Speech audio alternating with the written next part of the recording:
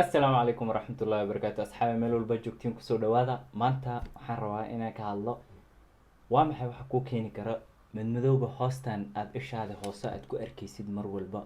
Hoostani maxay kaaga soo midoobataa haddii aad gabar tahay iyo haddii aad wiil tahay aad isku aragtay dhibkani waxaa la yiraahdaa dark circles under your eyes.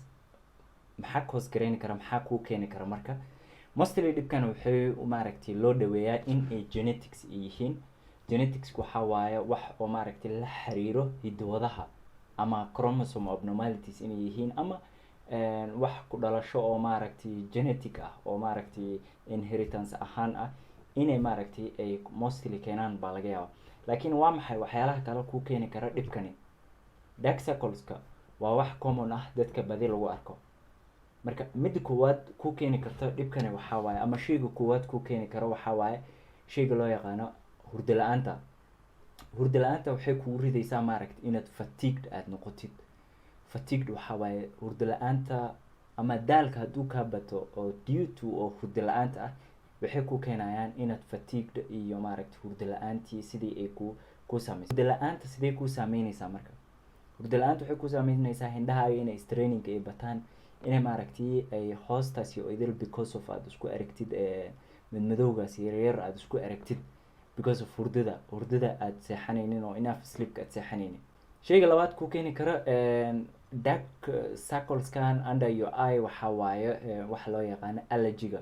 dadka badi allergiga qabo allergiga sida maaragtay mar walbo allergy uu ku kaca hindhahooda xoqitaanka iyo maaragtay allergiga. horta haddaan hal shay aan kaaga sheego waxaa waaye mar walba oo allergy uu kugu dhaco waxaad isku arkaysaa maaragtay jirkaaga waxaa ku darsamaya kimikada loo yaqaano ama dhacamada loo yaqaano histaminka marka ay kugu darsamaan then jirkaaga oo idil waad xoqaysaa meel walba. hindhihii baa puffy iyo red ku noqonaya, guduud iyo maaragtay inay hindhihii kusoo bararayaan, then hoostaas oo idil inay maaragtay xoqtaan iyo cuncun yar aad ka dareentidaa dhici karta.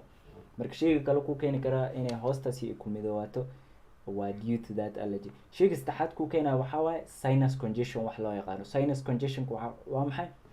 waa waxa haddii cabur uu kugu dhaca caburka oo sinuska ah. sinuska waxaa waaye labada maaragtay hog oo halkan ku yaala ayaa loo yaqaanaa sinuska. sinuskani marka hadduu cabur uu ku dhaco infection uu ku dhaca waxaa dhacaya marka backflow oo congestion ah. congestionkani backflowgan oo congestionka keenaya. backflow waxaa waaye dhiigii baa gadaal u noqonaya oo maaragtay xididihii oo idil baa dhiig buuxsumaya congestion ah. then haddaad qof brown tahay oo cad ahay waxaad arkaysaa halkaas oo idil inay kusoo midoobaan. shayga kale ku keeni kara in ay halkan ay kusoo midoobaadaan waxaa waaye wax loo yaqaano dehydrationka. dehydrationka waxaa waaye biyo la'aanta jirka ku jirto. haddii aad maaragtay biyo aad cabaynin ayadana way ku imaanayaan dhibkani inaad isku aragtid. marka dhibkani maxaad kula tacaali kartaa ama maxaa daawo u ah? daawooyinka qaarkood waa home treatment, waxaad guriga aad ku sameyni kartid, iyo daawooyin aad qaadani kartid oo haddii allergy iyo waxaas ay kugu kacaan ah hadda aad ku sameyni kartid waxaa kamid ah you need to get waxaa laga rabaa inaad heshid proper sleep, hurdadaada inay saxanaato. shayga labaad waxaa waaye mar walba oo dhibkaasi aad isku aragtid due to allergy ama dhibaatooyin kale haddii tahay cold compressor wax la inaad sameysid wax qabooba aad saartid. waxaan ogaado dadka qaarkood way u dhashtaan oo maaragtay waxa iska dhib dartiis ugu imaanaya ma ahan.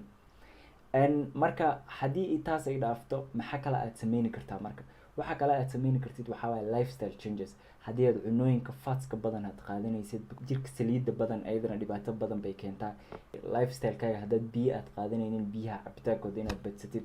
asxaabi waxaa soo gaarnay gabagabada iyo gunaanidka barnaamijka. fadlan meel walba joogtid subscribe, like and share channelka kiiloweyna. waxaan idiin rajaynayaa sidaa iyo nabadgelyo.